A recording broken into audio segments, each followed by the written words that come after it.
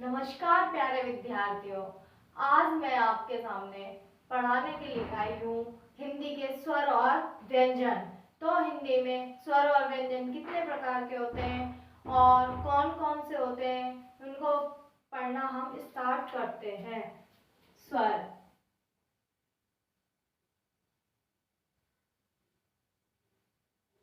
हिंदी में स्वर 11 होते हैं। हिंदी में स्वर कितने होते हैं? 11। कितने होते हैं? 11। और क्योंकि जैसे कि किसी भी भाषा को पढ़ने के लिए हमें उसकी वर्णमाला को पढ़ना आवश्यक होता है, क्योंकि जब हमने हिंदी सीखी थी तो सबसे पहले हमने उसकी वर्णमाला सीखी थी। इंग्लिश सीखी तो भी वर्णमाला सीखी। गणित सीखते हैं तो भी पहले हमको गिनतियां सीखनी पड़ती है। कोई भी भाषा को सीखो आप, उर्दू, पंजाबी, गुजराती, तो हमें सबसे पहले उसके वर्ण सीखना ही पड़ता है, उसकी व्याकरण को समझना ही पड़ता है। जिस प्रकार से स्वर 11 प्रकार के होते हैं, अब मैं आपको बताऊंगी स्वर। और अगर आपको स्वर और व्यंजन का डिटेल में पढ़ना है तो प्लीज मुझे कमेंट के द्वारा अपनी राय बताइएगा। स्वर। स्वर किसे कहते हैं? स्वर वे होते हैं जिनका बिना किसी की सहायता से हम उच्चारण कर सकते हैं, यानी कि जिन वर्णों का हम बिना किसी की सहायता के उच्चारण कर सकते हैं। जैसे व्यंजन का उच्चारण करने के लिए हमें किसी की सहायता आवश्यक होती है, किसी की अर्थात किसी स्वर की।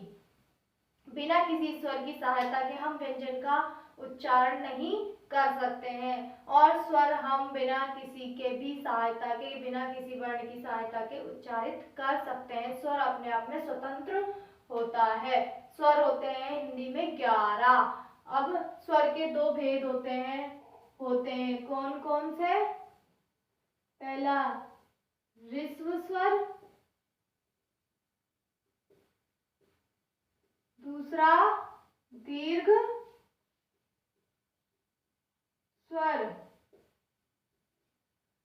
ऋस्व स्वर, ऋस्व माने होता है छोटा और दीर्घ माने होता है बड़ा। ऋस्व माने क्या होता है?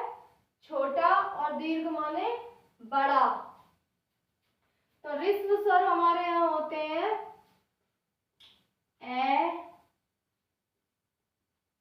ई, उ, और दीर्घ स्वर हमारे यहाँ होते हैं आ, बड़ी ई, बड़ा उ, ए, आई, ओ, औ।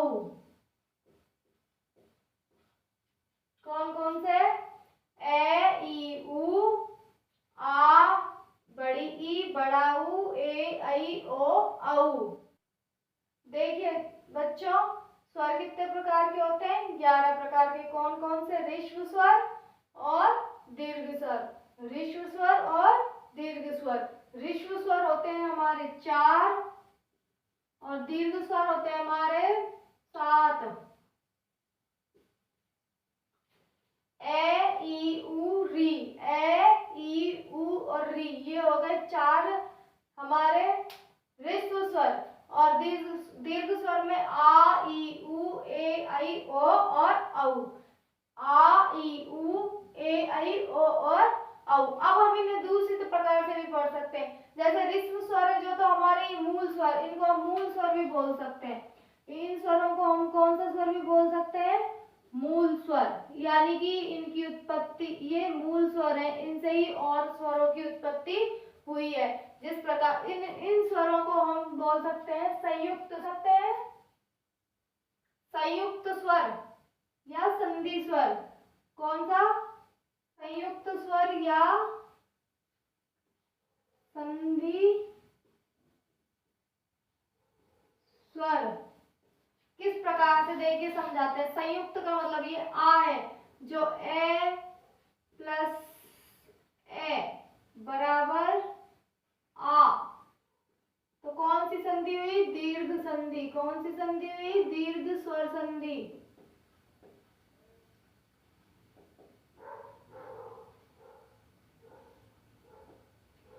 ई है जो हमारा, अब ई बनता है हमारा ई प्लस ई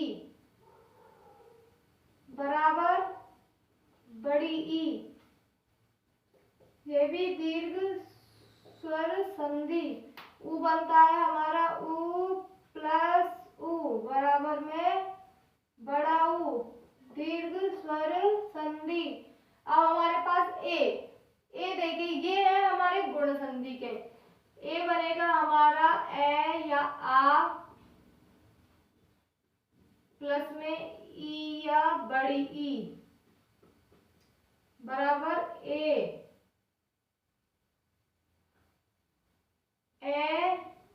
या आ प्लस में उ या बड़ा उ बराबर ओ। ये दोनों हो गए हमारे गुण संधि के, गुण स्वर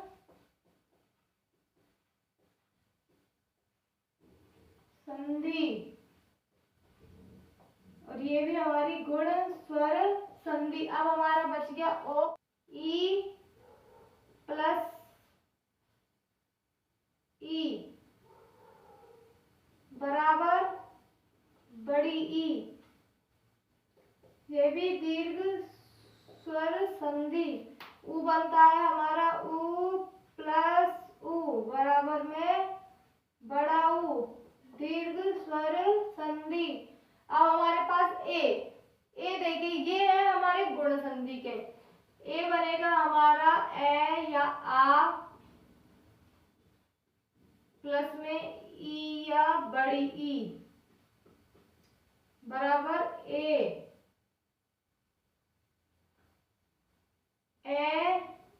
या आ प्लस में उ या बड़ा उ बराबर ओ।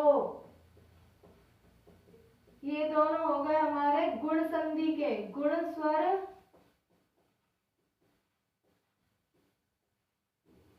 संधि। और ये भी हमारी गुण स्वर संधि। अब हमारा बच गया ओ ए या आ प्लस में ए या बराबर आई। ए या आ प्लस में ओ बराबर औ। तो यहाँ पे हो गई हमारी वृद्धि। कौन सी वृद्धि? स्वर संधि।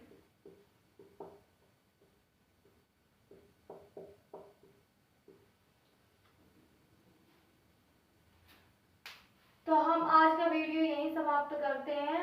आशा है आपको समझ में आएगा, और जो भी आपको समझ में नहीं आया प्लीज मुझे कमेंट करके बताइए। मैं आपके कमेंट का जवाब आपको जरूर दूंगी। और प्लीज इस वीडियो को लाइक, शेयर और सब्सक्राइब कीजिएगा। धन्यवाद।